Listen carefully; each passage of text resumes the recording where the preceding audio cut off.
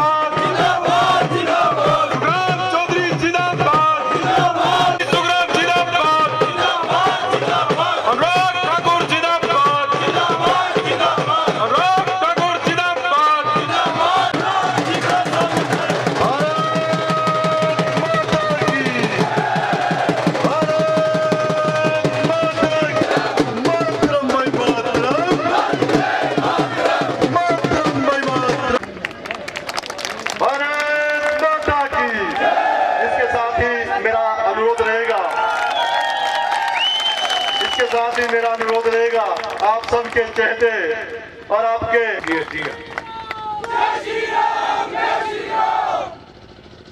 जैसा कि आप सब लोग जानते हैं, आदरणीय श्री अनुराग ठाकुर जी क्या आप आए और अपना मार्गदर्शन हम सबको दें।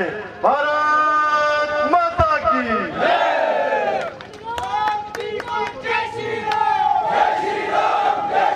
भारत माता की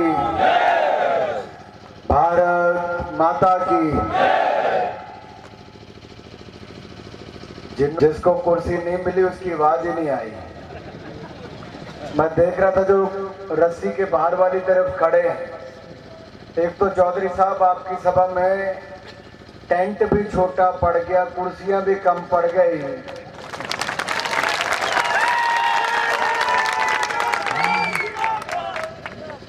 इसलिए मत पेटियों में भी इतना कमल का बटन दबाना कि पूरे प्रदेश में नंबर 1 पांडा साहब को। आदरणीय भाइयों और बहनों, मैं आप सबके बीच में आया हूं भारतीय जनता पार्टी के लोकप्रिय उम्मीदवार पांडा साहब के लोकप्रिय विधायक और प्रदेश सरकार में ऊर्जावान ऊर्जा मंत्री आदरणीय भाई सुखराम चौधरी जी के लिए आपका वोट, सहयोग, आपका समर्थन मांगने के लिए और ये भरी दोपहर में आपके खिलते हुए चेहरे एक ही संकेत और संदेश दे रहे हैं कि प्रदेश में कमल खिलने की तैयारी है, फिर भाजपा की तैयारी है। चेहरों से पता चल जाता है। कई बार भीड़ बहुत होती है लेकिन उत्साह नहीं होता है। यहां भीड़ भी रिकॉर्ड तोड़ है और उत्साह तो ऐसा लगता है मानो डबल इंजन की गाड़ी।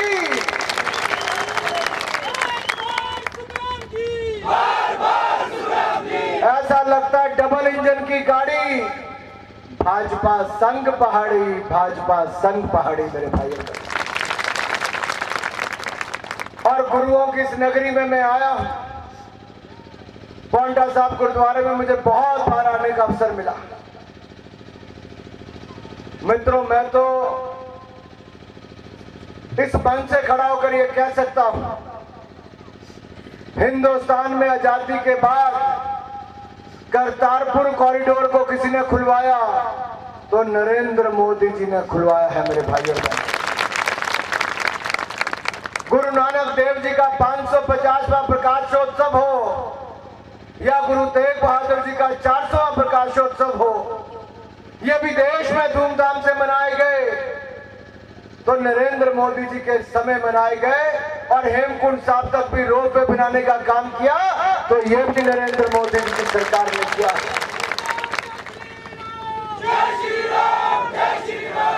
चाहे अफगानिस्तान में हमारे सिख भाइयों के खिलाफ प्रयास किया गया, इस समय जब युद्ध हुआ तो वहां से भी गुरु ग्रंथ साहब हो या हमारे सिख भाई बहने हो, उनको एक नहीं 10 बार जहाज भेजकर वहां से वापस भी लाए तो नरेंद्र मोदी जी की सरकार में वापस लाए गए। तो एक बार गुरुओं की धरती पांडा साहब से एक जयकारा मेरे साथ लगाएंगे नरेंद्र मोदी जी के लिए और गुरुओं के लिए। जो बोलो सोनिहाल। भाई और बहनों, सबका साथ, सबका विकास, सबका विश्वास और सबका प्रयास, इसी मूल मंत्र के साथ मोदी सरकार 2014 से 2022 तक चली है। हमने कहा था 2014 के चुनाव से पहले मोदी जी को मौका दो, ये भ्रष्ट कांग्रेसियों को बाहर का रास्ता दिखाओ, हम देश को ईमानदारी के साथ चलाएंगे। आज आप सबके सामने मैं दूसरी बार इस सभा में आया हूं, यहां पर इसी स्थान पर, लेकिन मैं कहना चाहता हूं, हमने कहा था भ्रष्टाचार मुक्त शासन देंगे। आज 8 साल हो गए, कोई मोदी सरकार के ऊपर 8 रुपए का आरोप भी भ्रष्टाचार का नहीं लगा पाया है।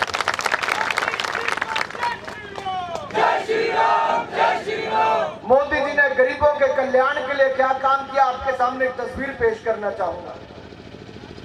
2014 से पहले राहुल गांधी जी, सोनिया गांधी जी, बस नाम दो इसलिए ले रहा हूं कि सबसे बड़े परिवार में से जिन्होंने 60 साल राज किया उनका नाम ले रहा हूं, कि उनके अपने संसदीय क्षेत्र में 3-3 किलोमीटर लगी झुग्गी झोंपड़ियां थी रायबरेली अमेठी में।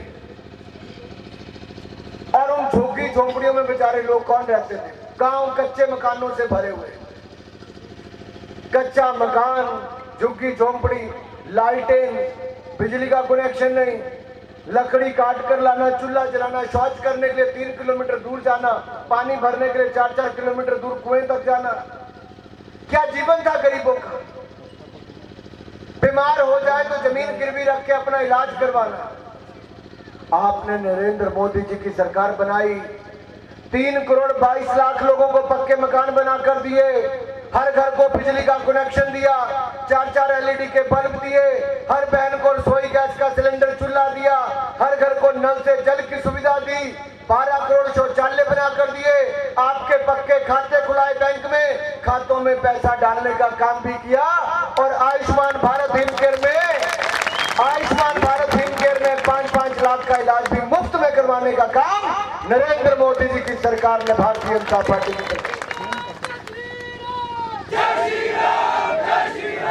मित्रों, केंद्र में आयुष्मान भारत तो हिमाचल प्रदेश में हिमकेयर, केंद्र से उज्ज्वला योजना तो यहाँ मुख्यमंत्री गृहिणी योजना, वहां से एक पेंशन योजना तो यहाँ से 60 साल वालों को भी अब तो पेंशन लगा दी, टेंशन दूर भगा दी। 60 साल वालों को भी पेंशन लगा दी, टेंशन भगा दी। आपके बिजली और पानी के बिल भी माफ कर दिए। अब आप कांग्रेस को साफ करने का काम कर दो मेरे भाइयों बहनों। अरे होता क्या था, हम केंद्र से बड़े बड़े प्रोजेक्ट लाते थे, कांग्रेस के लोग रुकवाते थे। और मैं खुले मन से चुनौती देता हूं, कांग्रेस का कोई नेता प्रदेश का जवाब दे, कोई नेता कांग्रेस का जवाब दे। हम 2014 में एम्स लाए 1470 करोड़ रुपए का, कांग्रेस ने 4 साल जमीन नहीं दी। हम 2010 में सेंट्रल यूनिवर्सिटी लाए, कांग्रेस ने 8 साल उसको रुकवाया। हमने 2012 में हाइड्रो इंजीनियरिंग कॉलेज मंजूर करवाया, कांग्रेस ने 7 साल हस्ताक्षर नहीं किए। हमने मेडिकल कॉलेज मंजूर कराए, 4-4 साल जमीनें नहीं थी। ये IIM हम 2014 में मंजूर कराए, कांग्रेस ने कितने साल लगाए। अरे हमने लाने का काम किया, इन्होंने रुकवाने का काम किया। हम विकास की राह पर चले थे, ये विरोध करते नजर आते थे। आप विरोध करने वालों के साथ हो या भाजपा के विकास के साथ हो, मैं आपसे पूछना चाहता हूं।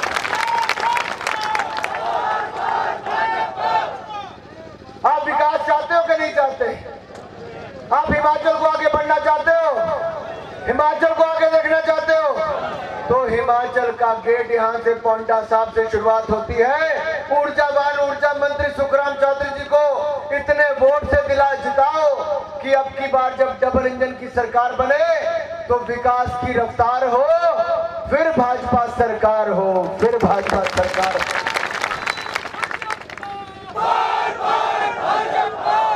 ये बार बार भाजपा क्यों चाहिए मेरे भाई? विकास, नौजवान कहता है विकास। ये जो पौंटा साहब में उद्योग लगा, कौन लाया? प्रेम कुमार धूमल जी उस समय मुख्यमंत्री थे, अटल बिहारी वाजपेयी जी से औद्योगिक पैकेज लाए थे। आज हिमाचल प्रदेश में 5 लाख से ज्यादा रोजगार मिला तो अटल बिहारी वाजपेयी, प्रेम कुमार धूमल जी की। आज हिमाचल के भाई और बहनों को अगर मुफ्त में बिजली मिलती है 125 यूनिट, तो उस समय प्रेम कुमार धूमल जी ने हाइड्रो पावर प्रोजेक्ट लगाए, 600 मेगावाट से बढ़ाकर 11,000 मेगावाट तक पहुंचाया और केंद्र की परियोजनाओं में भी अपना हिस्सा हिमाचल प्रदेश को दिलाया। उस समय धूमल जी की सरकार ने गांव-गांव में सड़कें बनाई तो सड़क वाले मुख्यमंत्री भी कहलाए। अटल बिहारी वाजपेयी से विशेष राज्य का दर्जा हमारे हिमाचल प्रदेश को उस समय की डबल इंजन की सरकार ने दिलाया था। बीच में कांग्रेस की डबल इंजन की सरकार आई, वीरभद्र जी और मनमोहन सिंह जी आए और हिमाचल प्रदेश का हक छीन लिया, विशेष राज्य का दर्जा छीन लिया, औद्योगिक पैकेज 10 साल से कम करके 4 साल कर दिया। सुखराम चौधरी जी और बाकियों ने आंदोलन किया, तब जाके उसको बढ़ाकर 7 साल और 10 साल किया गया। हमें अपने हक के लिए कांग्रेस के जमाने में लड़ना पड़ा, अटल टनल को रोक दिया गया। लेकिन मोदी सरकार आई, फिर डबल इंजन की सरकार, मोदी जी जयराम आए तो साथ में क्या हुआ? अटल टनल भी बनाई, आपको विशेष राज्य का दर्जा भी दिया और आज प्रधानमंत्री मोदी जी ने 50,000 करोड़ से ज्यादा के प्रोजेक्ट मेरे हिमाचल प्रदेश को देने का काम किया है। इसीलिए डबल इंजन की गाड़ी वापस चाहिए, इसलिए विकास की रफ्तार को और तेज करना है। जब मैं रफ्तार की बात करता हूं तो सबसे तेज चलने वाली ट्रेन कौन सी है? वंदे भारत। देश में केवल 3 राज्यों से चली थी। हम हिमाचल प्रदेश में मोदी जी के आशीर्वाद से अम्बिंदौरा ऊना से दिल्ली के लिए वंदे भारत एक्सप्रेस भी चला दी।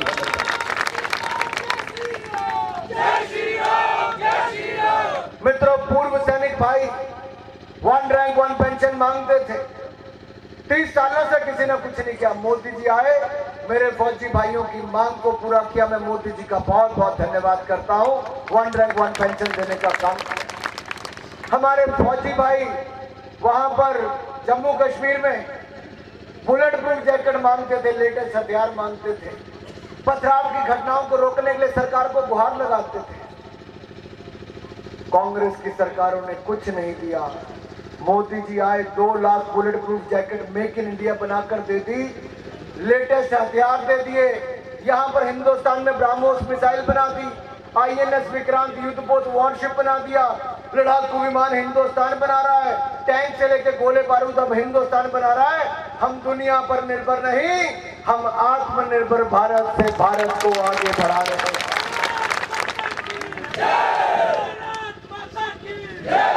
जिस मोबाइल फोन से मेरे मीडिया के मित्र फोटो बना रहे हैं, आप ये वीडियो बना रहे हैं, ये कभी विदेश से आते थे। दुनिया का सबसे ज्यादा आयात करने वाला हिंदुस्तान था, आज दुनिया का दूसरा सबसे बड़ा निर्माता मैन्युफैक्चरर हमारा हिंदुस्तान बन गया है। 100 करोड़ मोबाइल हमने इस साल दुनिया को बेचने का काम हिंदुस्तान में मेक इन इंडिया किया है। ये बदलता भारत है, ये जो फैक्ट्रियां यहाँ पर दवाइयों की लगी, ये उमर जी और अटल जी की देन है। और इस बार हम क्या लाए, ये दवाइयों का रॉ मटेरियल पहले 85% विदेशों से आता था, अब रॉ मटेरियल भी हिंदुस्तान में बने। देश में केवल 3 स्थान चुने गए, उसमें से एक हमने अपने हिमाचल को चुना है। 20,000 करोड़ रुपए का निवेश हमारे हिमाचल में आ रहा है। जोर भी नारा नरेंद्र मोदी जी की गला बैठ गया।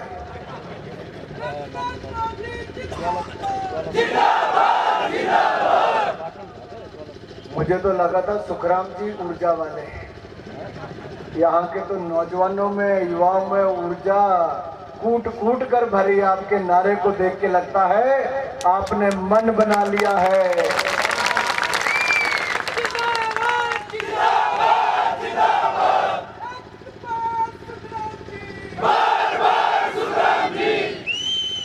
मित्रों, आपकी बहुत लंबे समय से कुछ मांगे थी जिनको पूरा करने का काम केंद्र सरकार ने किया, एक के बाद दूसरी को किया, कहीं पे कोई कसर नहीं छोड़ी, अभी कोई कमी हमने नहीं छोड़ी, तो आपकी ओर से भी कोई कमी नहीं रहनी चाहिए। क्योंकि नरेंद्र मोदी जी ऐसे नेता हैं जिन्होंने हर दिवाली अपनी कहां पर मनाई, बॉर्डर पर जाकर सैनिकों के साथ मनाई और सैनिकों को ताकत दिलाई। जब पाकिस्तान ने घुसपैठ करने का काम किया तो घुसकर सर्जिकल स्ट्राइक करके उनको भी तोड़ने का काम हमारी सेना ने किया मेरे भाइयों ने। और ये जो जम्मू कश्मीर में तिरंगा झंडा भी नहीं फहराने देते थे, अलग करने की बात करते थे, नेहरू जी की गलती थी धारा 370-35 से, जब मैं कलकत्ता से कश्मीर की यात्रा के लिए चला। भाई सुखराम जी, आपको तो याद है तिरंगा झंडा लेकर मैं चला था, लाखों नौजवान साथ में चले थे, देश भर के लाखों नौजवान आए कश्मीर में तिरंगा झंडा फहराने के लिए, लेकिन मुझे गिरफ्तार करके जेल में जम्मू में डाल दिया कि मैं जम्मू कश्मीर में तिरंगा झंडा ना फहराऊं। अपने देश में तिरंगा झंडा फहराने पर रोक कैसे हो सकती है? हमने जेल तो भुगती, लेकिन प्रण किया था सत्ता में आएंगे तो 370-35 से हटाएंगे। मोदी जी आए, सदा के लिए 370-35 से हटा दी है। अब कश्मीर के गांव-गांव में तिरंगा झंडा लहराया जाता है, तिरंगा झंडा लहराया। अरे तिरंगे की शान, तिरंगे की आन बान शान देखिए। जब रशिया और यूक्रेन के बीच में युद्ध शुरू हुआ, 27,000 से ज्यादा विद्यार्थी हमारे वहां पर फंस गए। यहां पर भी अगर कुछ हो जाए झगड़ा तो बीच में से निकालना किसी को बहुत मुश्किल होता है, लेकिन युद्ध की धरती से 27,000 भारतीय विद्यार्थियों को बगैर खरोंच लगे ऑपरेशन गंगा में कोई निकाल कर लाया तो नरेंद्र मोदी जी की सरकार निकाल कर लाई। और केवल हिंदुस्तान के छात्र नहीं, हिंदुस्तान के छात्रों के अलावा जो पाकिस्तान, नेपाल, बांग्लादेश और देशों के थे, वो भी तिरंगा झंडा ढूंढते थे और तिरंगा झंडा लेकर चलते थे कि वी आर इंडियन, और उनको साफ रास्ता भी मिलता था तो तिरंगे की ताकत के कारण मिलता था। अरे जिसको कांग्रेसी कल तक चंद गज का कपड़ा कहते थे, मोदी जी की सरकार में उस तिरंगे की और इस भारत की क्या मान शान, आन बान शान बढ़ी है, ये सारी दुनिया के सामने देखने को मिलती है। जब मोदी जी ने दुनिया भर में भारत का नाम ऊंचा किया, जिन अंग्रेजों ने हमारे ऊपर 200 साल राज किया, उन अंग्रेजों को भी हमने इस साल इंग्लैंड को पछाड़कर दुनिया की 5वीं सबसे बड़ी अर्थव्यवस्था हमारा भारत बन गया है। इससे बड़ी खुशी की बात क्या हो? तो मैं तो आपसे पूछना चाहता हूं, मोदी संग चलोगे? भाई जवाब देते रहना हाथ खड़े करके, तब पता चलेगा। मोदी संग चलोगे? डबल इंजन की सरकार बनाओगे? भाजपा को बनाओगे? विकास की रफ्तार बढ़ाओगे? सुखराम चौधरी जी को जिताओगे? कमल खिलाओगे? तो 12 नवंबर को कमल का बटन दबा देना। भाई सुखराम